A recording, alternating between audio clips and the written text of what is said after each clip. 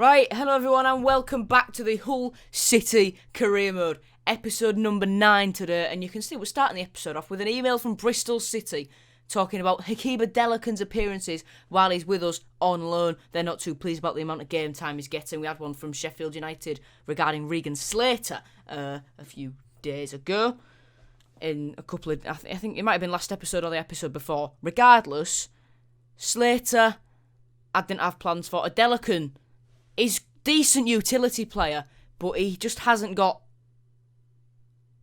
it for me. He isn't good enough for me in FIFA, so he's not going to be much use to us. Obviously, I'd like to keep him here as squad depth, but if Bristol City take him back, it wouldn't be too much of a blow. First game of this episode then against Plymouth away. They beat us in the Papa John's Trophy group stage. I think it was last episode where I said if we'd have played our first team like they did, we'd have won. In this game, they were just playing 5 at the back and we couldn't break them down. They did eventually break us down. You can see there George Cooper put it in at the near post past George Long. Not too great, but you can see that we just couldn't break them down. They were such a dogged defensive unit that we couldn't break them down. And George Cooper scored their goal from left wing back. He was man of the match for me. He was man of the match. But we had to bounce back instantly, and we would do it, and we'd hope to do it, playing Bristol Rovers at the K-Com Stadium, where the full team would be out again. So it's just about getting the results, keeping the results, and getting that momentum, which I think we're starting to build slowly now. First goal would come as Brandon Fleming would play it to Keane Lewis Potter. He'd cut back.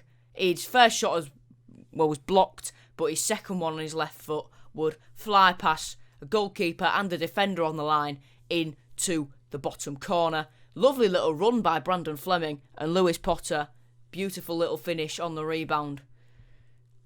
And Lewis Potter would be at it again in the 40th minute as James Scott would receive the ball from George Honeyman. He'd drive forward, find Jack Byrne. Byrne would play through Keane Lewis Potter. KLP, this time on his left foot, this time on his right foot, he'd smash it home again into that same corner.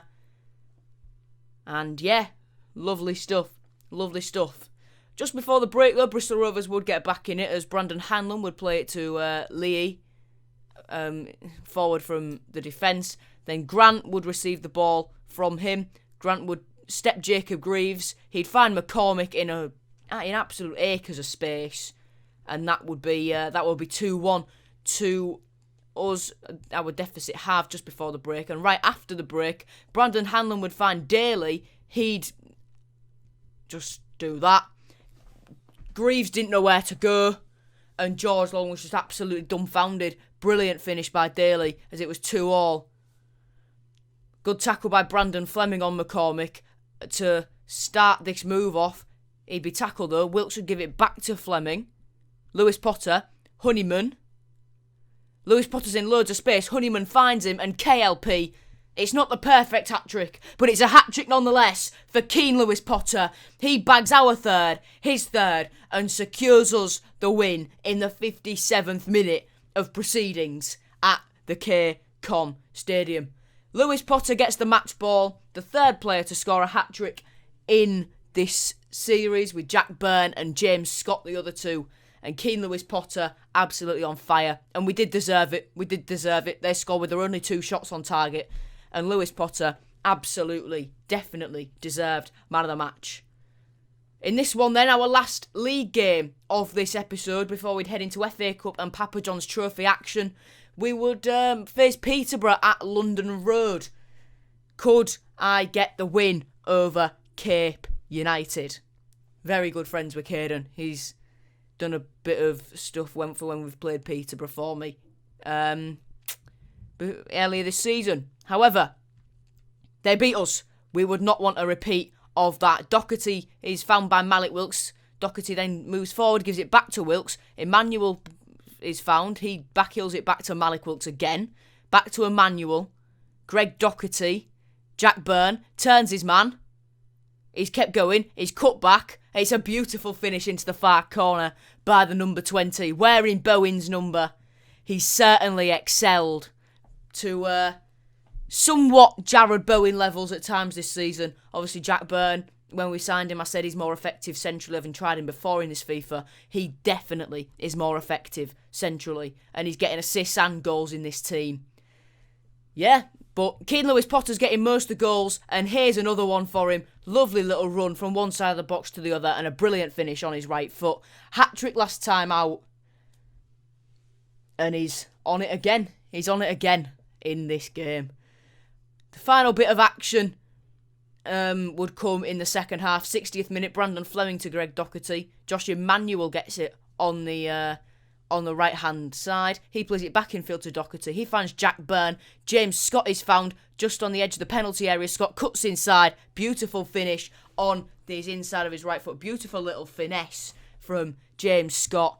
And that would wrap the points up. And the 3 points will be heading back to Hull. It was deserved. We were brilliant. And man of the match? Obviously KLP. KLP, he's brilliant. He's absolutely brilliant. If you're doing a City career mode on this FIFA, put him at striker, and he'll score you absolute bags.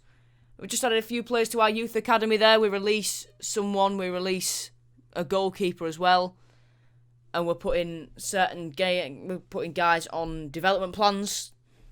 Just there you can see Lee Hughes, he got such good potential, but his overall's so low. And Freddie Graham there, we're making him a central midfielder. And we'll have a look at the league table.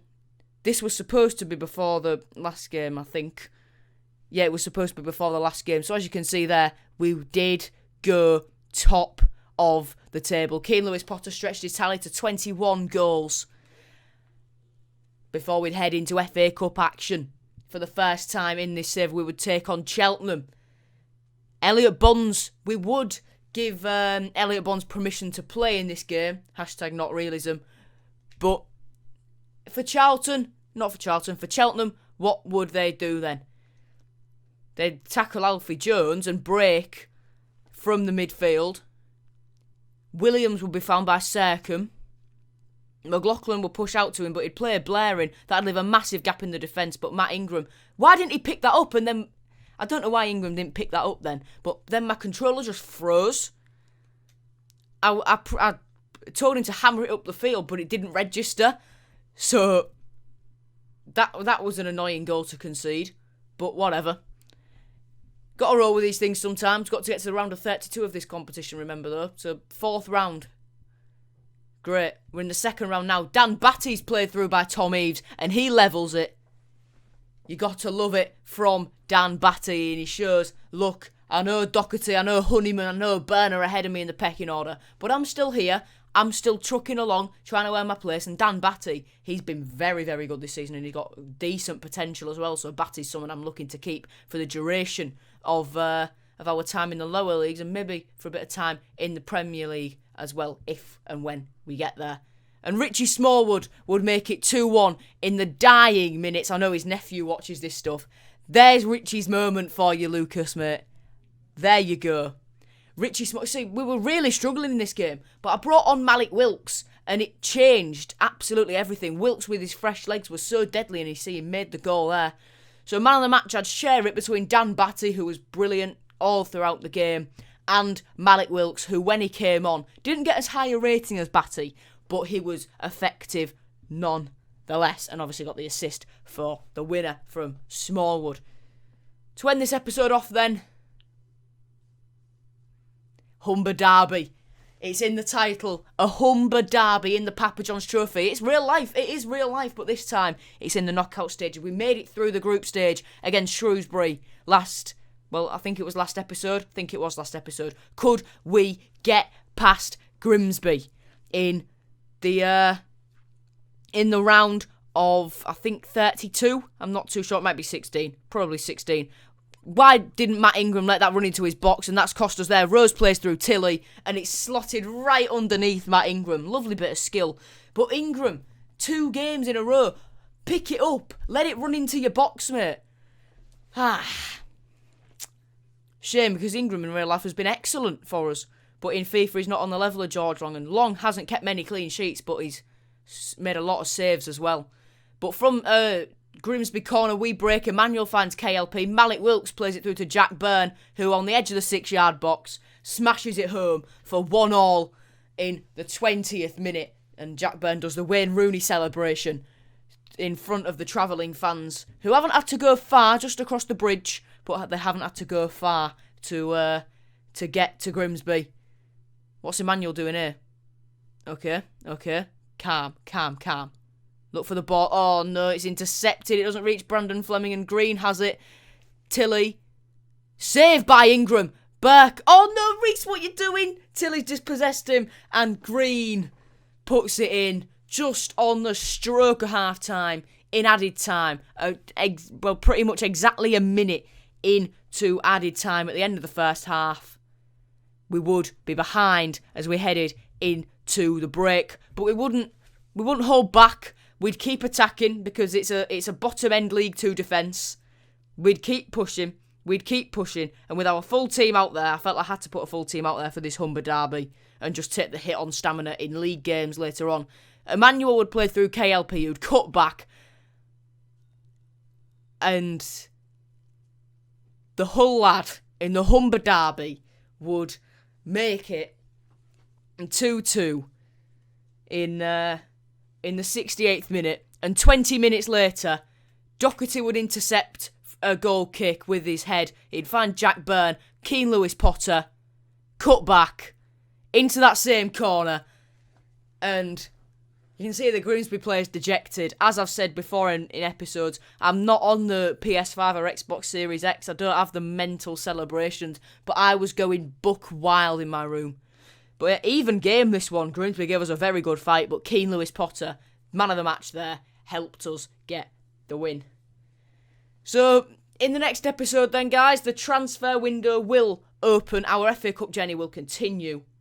I think. Will it? I don't know. I don't think it will.